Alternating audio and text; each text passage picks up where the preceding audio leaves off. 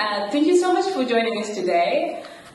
So we have Florence as our guest, and she'll be talking about long-distance relationship, which I believe is a very important topic. So, hello Florence, thank you for joining us. Thank you very much, Aissatou. Just one more question. I'd like you to share your inputs about why is long-distance relationship a relevant topic to talk about. Thank you very much, Aissatou. We have actually Fatou from Senegal and Didier from Ivory Coast. They both live together in Ghana. They knew each other for quite some time and they started dating actually for quite some time. And now Fatou has to go abroad to study in the US and leave Didier in Ghana. When comes the question of either is to start a long-distance relationship. We all know someone in that kind of situation, kind of experience someone from our family or some of our friends who are actually debating or either starting a long-distance relationship or not. As young leaders are people from ALA, with our vision of Pan-Africanism and the work and the impact we want to have in Africa, we will know many people from different continents, from different countries, and we never know who we'll be dating to. So this kind of topic is actually relevant for our personal goals and for our personal vision. Even we want to start a long-distance relationship and what are the good practices and if people actually can make a long-distance relationship work. Oh, very interesting. And you've raised, a lot of relevant points. So since, we have high chances to be involved in a long-distance relationship, I would like you to tell us what are the characters of, a person to have in order to throw himself in a successful long-distance relationship? That's actually a good question. To start a long-distance relationship, there are people that don't want to start a long-distance relationship because it's really tough. It's really not an easy choice. It's not really an easy decision, and it comes with many challenges.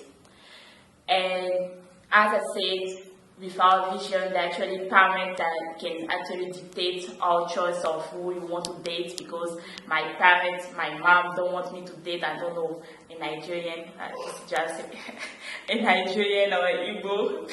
When I'm from Ivory Coast, just an example. Well, don't take it personally, just an example. So there are many challenges from people who want to start a long-distance relationship. I would say criteria for people that want to start a long-distance relationship at first, you want to have something to control yourself.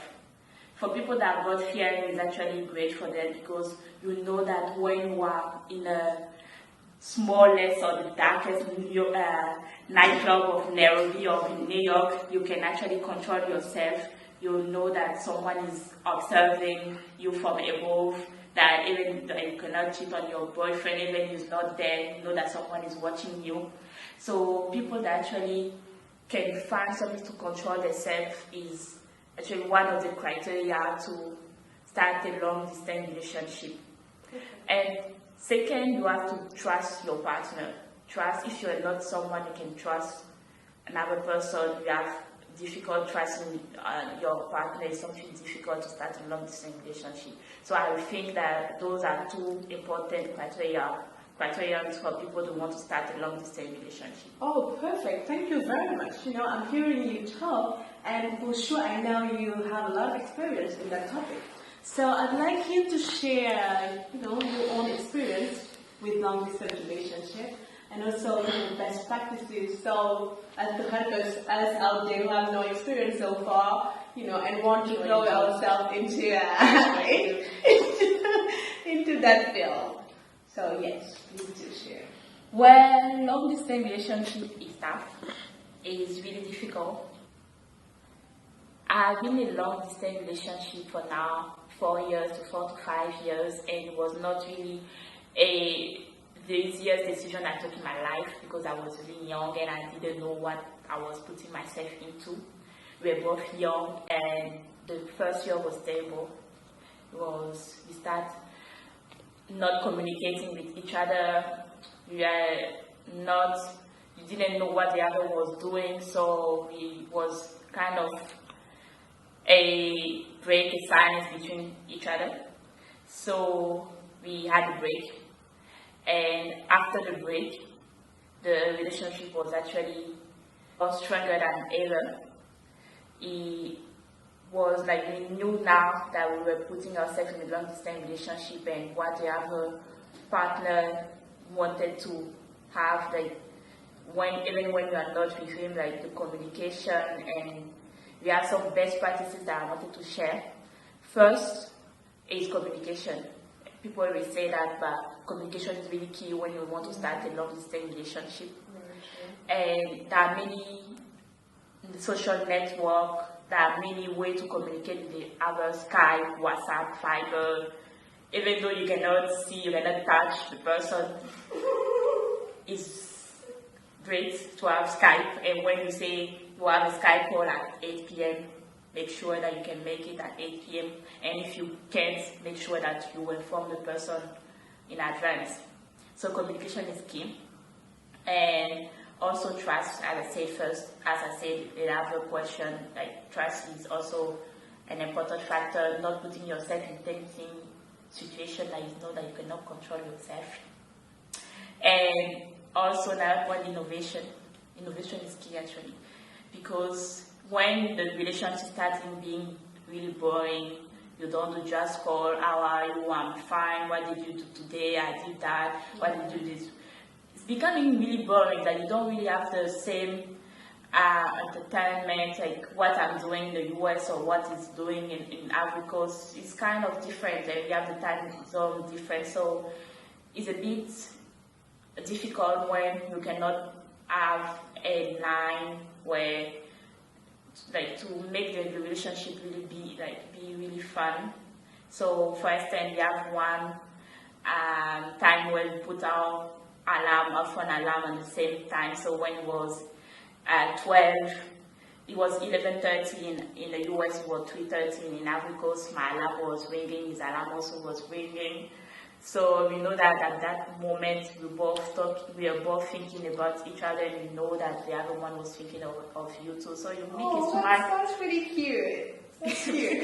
It makes you smile for a day, but actually these are advice for a short period of time. When becoming really, like for 1 month, it becomes really boring, so you have to change, you have to find something else, otherwise it won't work. So innovation, communication, trust are key or your best practice to make a long-term relationship work. Great, thank you so much, Marie-Florence Flaku, and I hope you guys took good notes about these 3 best practices, because it is definitely coming from a person who's gone through it. So, you know, we're coming to an end, and as a closing question, I would like you to share some questions the audience could ponder upon, you know, right after this discussion. Thank you, Aissatou. The first question I would like to ask the audience is first, do you need to know your partner for a while before starting a long-distance relationship, and what are the best period of time to know this partner before actually starting a long-distance relationship?